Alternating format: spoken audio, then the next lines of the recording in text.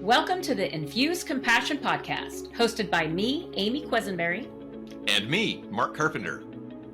We are on a mission to make this world a kinder place for us all by bringing healthier human connection to communities, families, and organizations of all types and sizes. Our goal is to create stronger relationships, more inspired teams, increased trust, and improved results. So let's get started with more ways to infuse compassion into our world.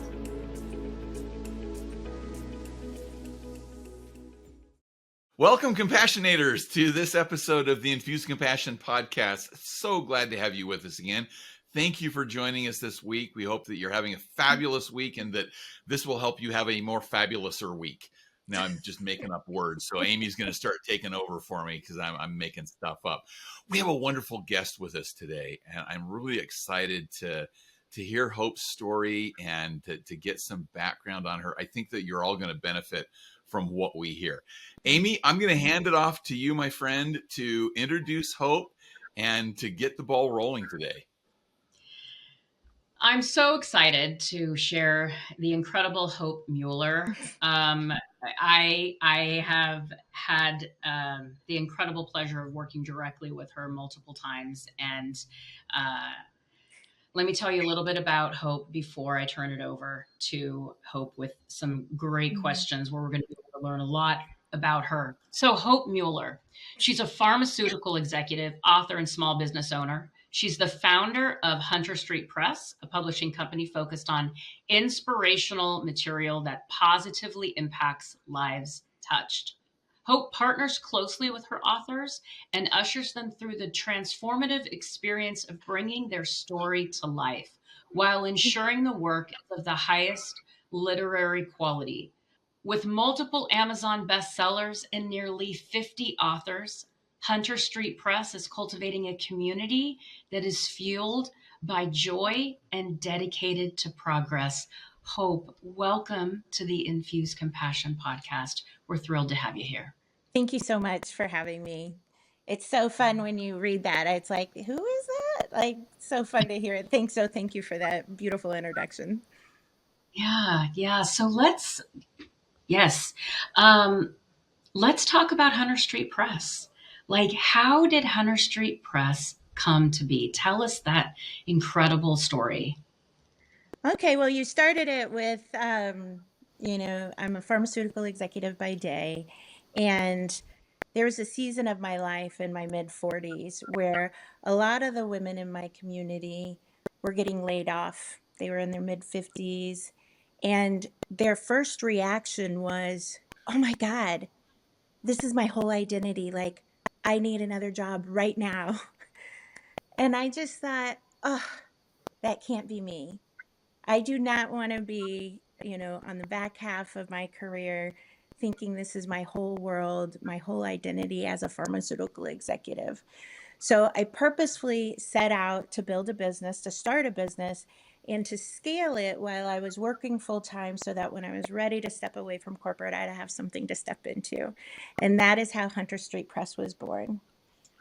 My first work was my own memoir, and I did my memoir and another one, and then a journal, and I quickly realized, oh, I can't make there's no money in writing and selling your own books.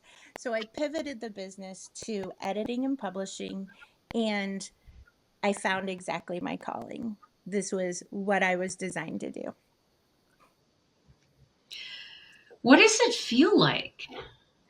What does it feel like to be in this space of your divine calling? Well, it's fantastic. And people ask that a lot because I have a big day job and then I'm doing my, publishing business on the side.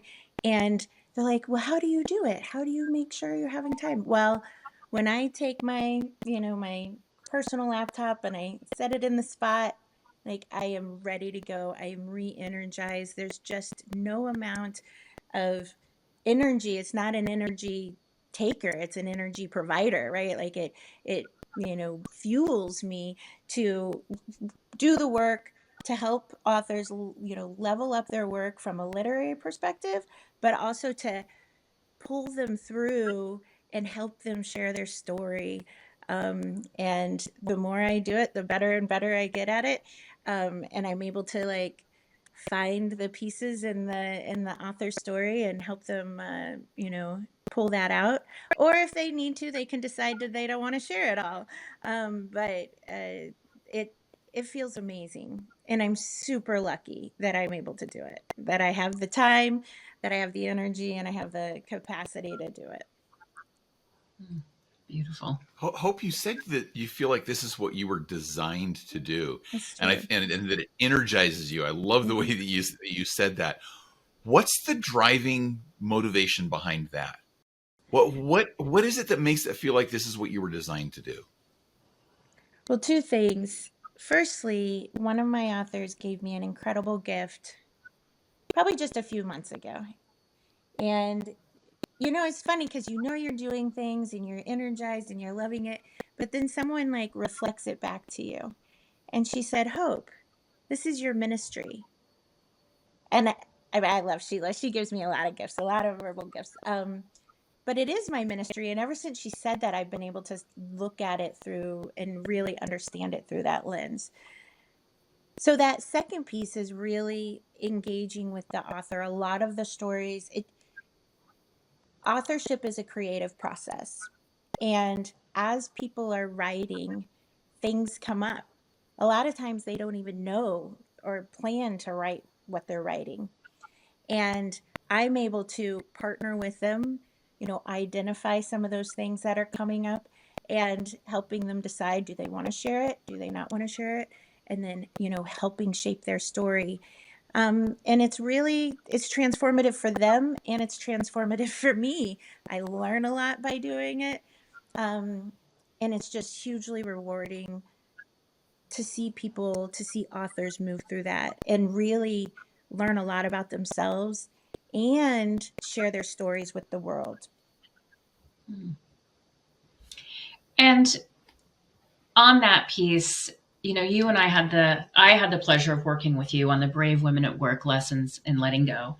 Um, and my experience with you, I actually came to start calling you lovingly the midwife, because what I experienced and how I see you is you you hold this beautiful space for authors, people who never even identified themselves as an author. Maybe they had a speck of a dream, but think it was possible, right? So you create this space and you hold this space for them to birth their stories into the world.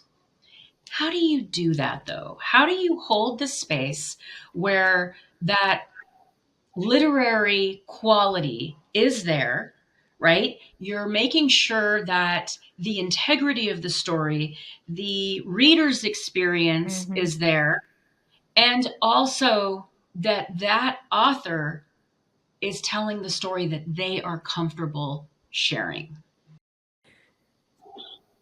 Well, that's a complicated question, but I'll do the best I can. Two again, I was like a few things come to mind when you ask that.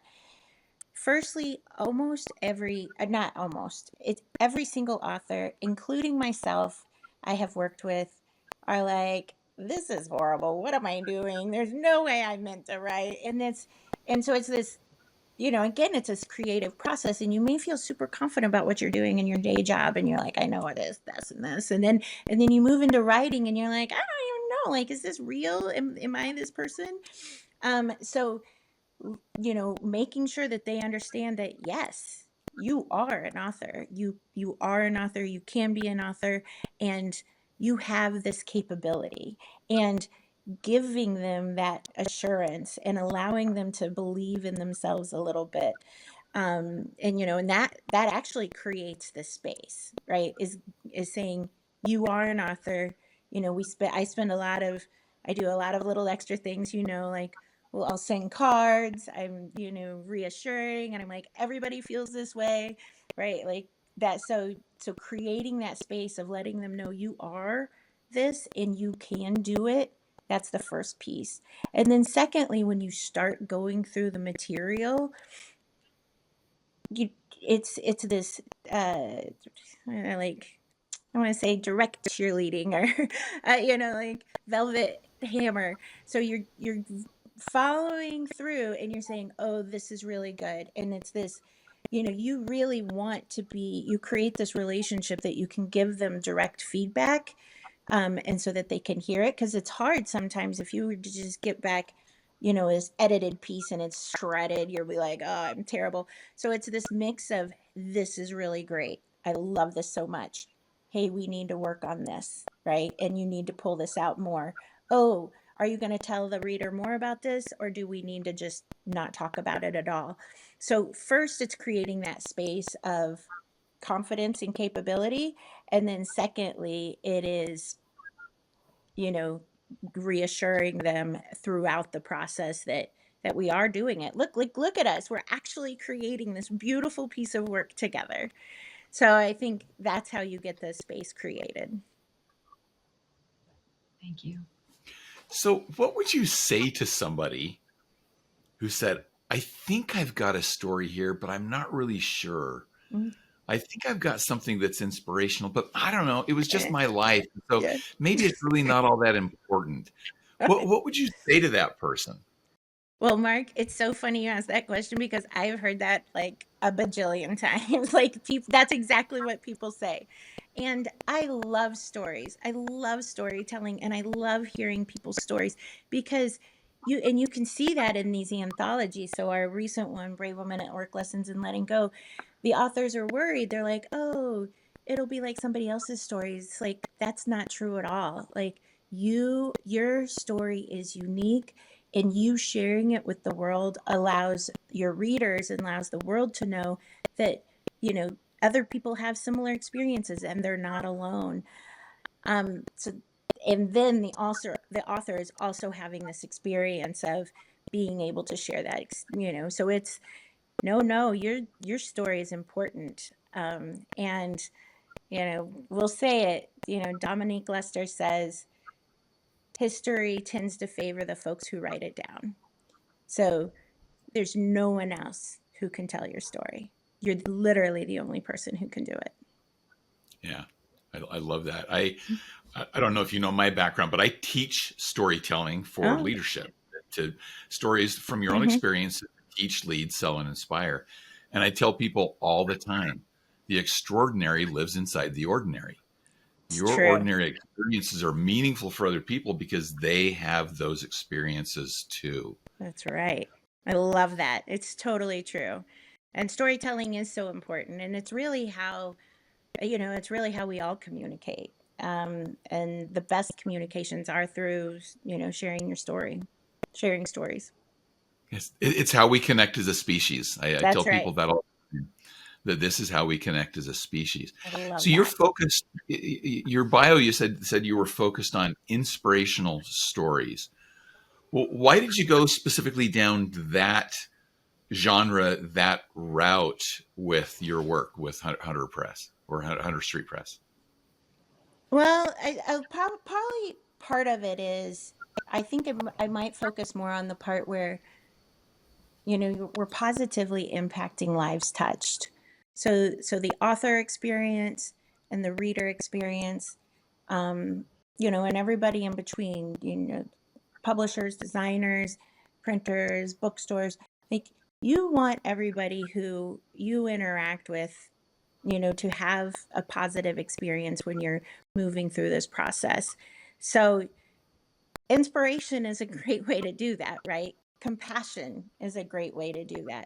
And you really, that's, I would say I focus more on making sure that everyone's experience is positive. Um, and that can be through inspiration, can be through motivation, it can be through instruction. Um, but that was the focus. Let's make sure that, what we're putting out there, is positive from the author to the reader and everything in between. So that's how I think about it. I'm really curious about your personal process Mm. through the editing and the publishing.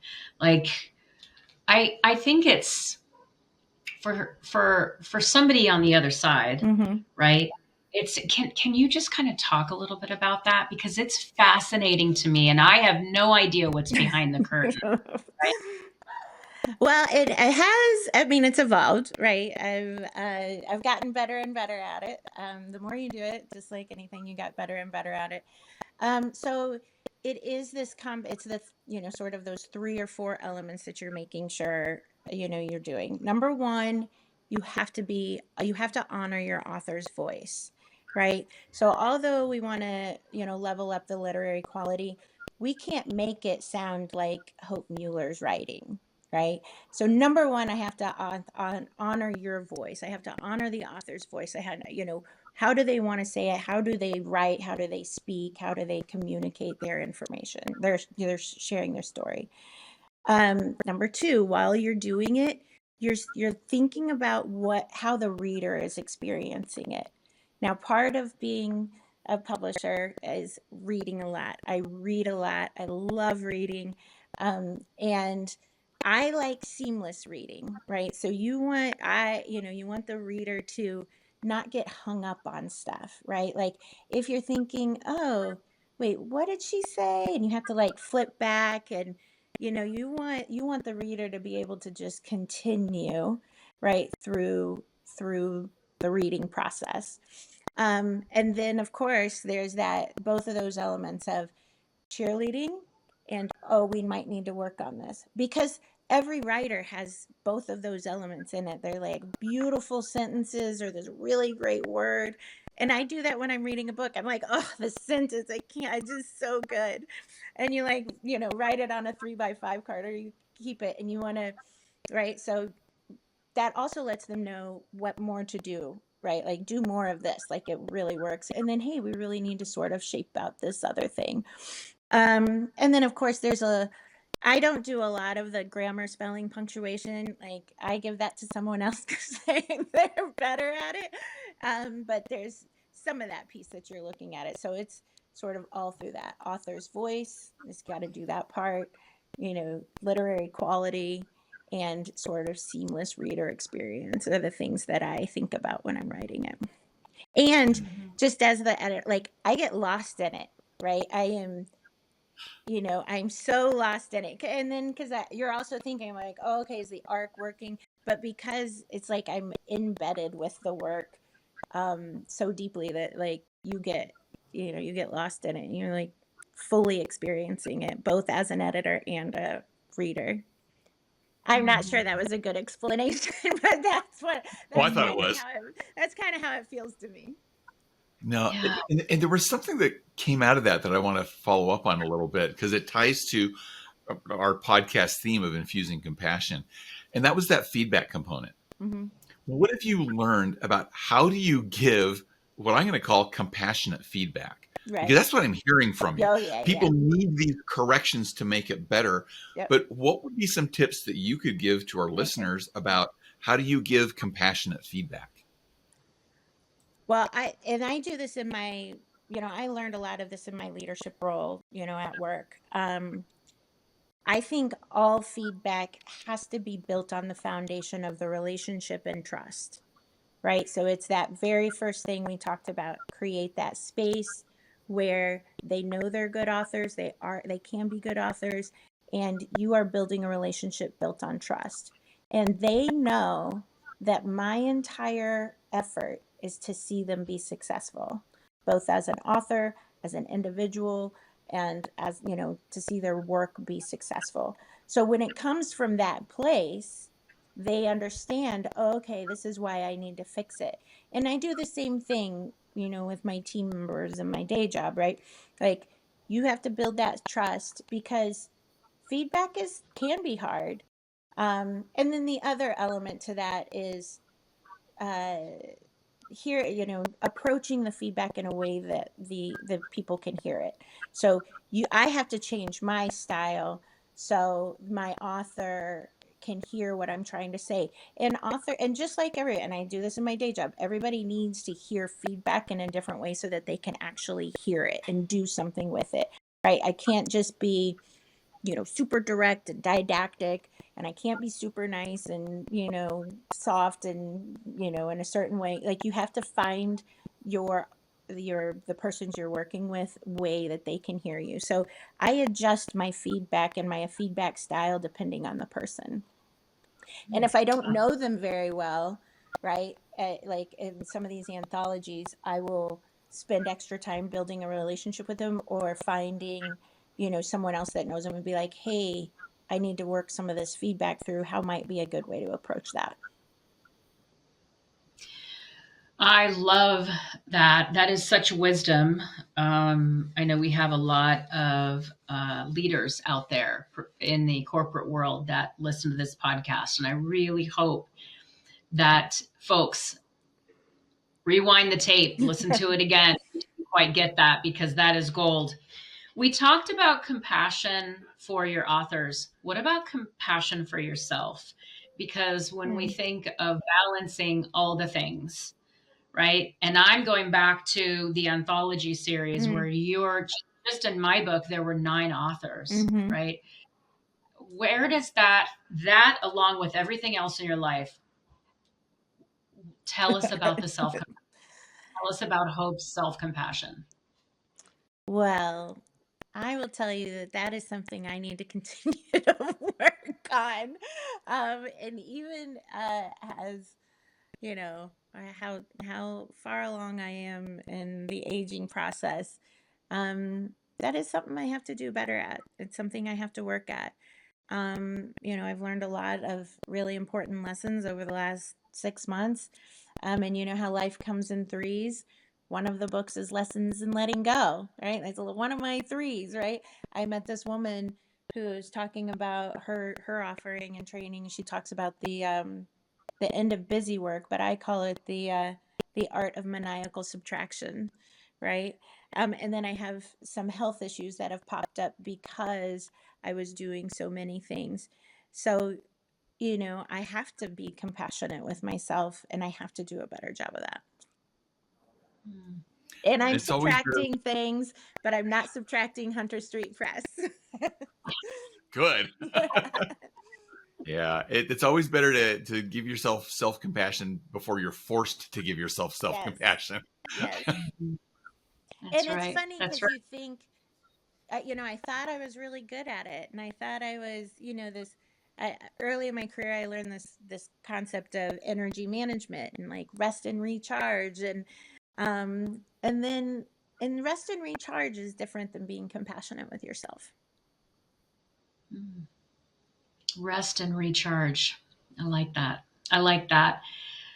There's a lot on the horizon for Hunter Mm-hmm. Street Press. Tell our compassionators, we affectionately Compassion. call our listeners the compassionators, tell our compassionators about what is on the horizon for Hunter Street Press. Well, it is really exciting. So it's funny because 5-6 years ago, I set out to do this thing, and it's totally happening. It's like the craziest thing. It's like totally happening. We are launching nearly 6 books in 2025. I think we have 5 or 6 books already booked and loaded in 2026. So we have A Brave Woman at Work: Lessons in Letting Go, which you were a part of. We have Relentless Pursuit of Me, which is a Black females' autoethnographic exploration of their experience in the Western culture. It's an amazing work. I cannot wait for the world to read it. Power of What's Next. This is a group of anthologies of women, past 50, and they're not dead yet. They have a lot to contribute, and they want to share that with the world, and they, want to let everyone else know that, hey, we still got a lot to do. We have Raylan's Flower Garden, which is our first children's book, and it's gonna make me a little misty. Um, she is she has the child has rare disease, so it's a book about rare disease and her experience. And then we also have our first fiction work that may be launching in 2025. It's a pretty aggressive timeline, but it's exciting work. The Poison Tree, that's the current name. Um, and that's fun too because it's our first nonfiction work, and we'll see how that goes. But we are collecting authors for um, the Brave Women at Work anthology series. The next one is Authenticity, and then we have probably another one coming after that.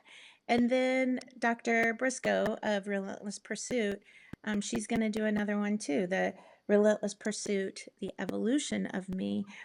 So we are collecting authors for that if anybody's interested in being part of an anthology. Incredible. Incredible. So much goodness on the horizon. It is really Wow. exciting. Can you imagine, like, I think by July 2026, will be at like 20 some books, 20, 25 books, 30 books. Like, what? That's so exciting. Can you imagine? My goal is to, so I have this stack of the books that I work on, and some I don't publish, some I just edit and help authors. And it's a decent stack, but my goal is to fill up that whole shelf, right? And then fill up a whole another shelf and, make a positive impact on the world. I love that as your focus. Make a positive impact on the world. As you're talking about, you're looking for authors for some of these anthologies. So I'm suspecting that there's some of our listeners who are thinking, "Ooh, I could do that," or "I know somebody." Yeah. So how would somebody get in touch with you to see what that process is, see what it takes, see if they're a good fit for one of your anthologies that is coming up? Well, I would say even if it's not an anthology and you just want to explore your own work, again, like you said, Mark, people are like, I have this idea. It's not really exciting. It's just my story. But if you've ever thought about it, I'd love to chat about those things too. So you can get me at hunterstreetpress.com. It's the easiest way. My email is listed all over that place. You can sign up for the newsletter there. You can see the books we've written. You can be introduced to all of our authors. And you can directly email me at hope@hopey.net. And that is Hopey is Hopey. So yeah, easy enough. But that was my nickname as a child. And that is the name of my first book, Hopey from Commune to Corner Office, which launched a while ago. And I've read your first two books, and oh my goodness, we could do a whole nother episode on that. But that was actually a huge reading your first two books gave me the strength to really write my chapter. Yep. Really powerful, and I'm going to say storytelling, but I'm almost conflicted when I say that because it's your life, right? Yeah. Like, this isn't just some story. Yeah. This is Hope's life. Yeah. Right. And so, yeah, very, very powerful reads. Thank you for being brave and sharing those books with the world. Thank you for doing all the work that you're doing. Really, really important work. I think that, and I think the quote from Dominique Luster that you shared, which is one of the authors from the Brave Women at Work Lessons in Letting Go book, I think that's such a powerful piece for people to remember, that you have a story. Don't minimize your story. Don't minimize the importance of your story. That's right. Right.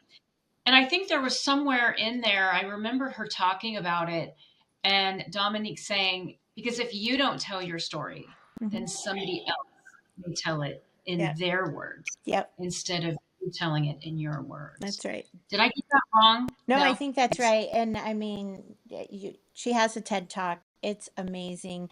Dominique Luster is an archivist by training. And it's true. You don't even think of these things. Like the person who writes things down, the person who owns history are the people who write it down. And they're the ones with the power, right? They're creating that history. And if you don't write your story, somebody else will. And it's just that simple. It is just that simple. Or the story will be lost. And it misses the opportunity to have a positive impact. That's right. That is true. That is true. Yeah. I will say the one, in closing, one of when I launched my first book, I was doing a lot of marketing. I was on podcasts. And at first, people were like, why did you write the book? What was your intent? And I just didn't have a good answer because honestly, I was just compelled. Like it was in me and it had to get out. And that was why it was written. But after I shared it, the feedback was amazing. And one of my first pieces of feedback, it was literally just a five word sentence, and it was, thank you for writing this book. And I didn't just hear it once, I heard it multiple times. And then it became very clear on why I wrote the book. Right? Like you gotta share the story so that other people know that that they have similar experiences and they're not alone. And knowing that you made that difference in their lives. And, Amy, you're going to get that. You are going to get that with letting go, and you're going to get that with starts with compassion because, people need to know that they're not alone out there, and they will thank you for sharing your story. I'm so glad you shared that. Hope, as we wrap up, we always ask the same question of our guests. Would you share with our compassionators, with our listeners, what is one tip that you can provide to help them infuse compassion into their worlds? I'm going to use my current set of experiences, and I'm going to remind folks to be compassionate with themselves. If it is one thing you need to do, you get up, and before you go and march to your computer or you drive to work and you get your sort of work day started, do one thing for yourself. Is it reading for 10 minutes? Is it calling your mom? Is it one of the things I did was just update my reading list? Yeah. But that was my little gift to myself. So compassionators, remember to be compassionate with yourself and take a minute each day, first thing in the morning, and do something nice for yourself. I love that tip. Start the day by doing something nice for yourself. Amy, I'm going to hand it to you to wrap us up today. Oh my gosh. Hope, thank you so much for joining us. Your story is so beautiful. Your heart is so beautiful. Thank you. Thank you so much for doing what you do and how you do it. And I just remember the first conversation that we had on the phone. And I remember being terrified because I was like, this is this pharmaceutical executive, right? And your heart and your soul was just so beautiful and gentle and loving and open. And so thank you. Thank you. It's yeah. Talk about getting misty. Okay, we're not going to do that. All right. Listen, here's the deal. We have a conference coming, the Infuse Compassion into Companies Conference. It's November 14th. Okay. Check it out online, infusecompassion.com. If you want to register, get registered. If you want to sponsor us. We'd love to have you as a sponsor or a guest. We've got an incredible lineup that you're going to hear about soon. And everybody, don't forget to infuse compassion into your life, your world. You're the difference maker. Thank you so much, everybody. See you next time. Thank you. Thank you for joining us for this episode of the Infuse Compassion podcast. If you enjoyed the conversation, please share a review and like the podcast so other compassionators can join us. Until next time, let's all do something each day to infuse compassion into the world. For more information on our guests, see the show notes. For more information on Mark and Amy, go to infusecompassion.com.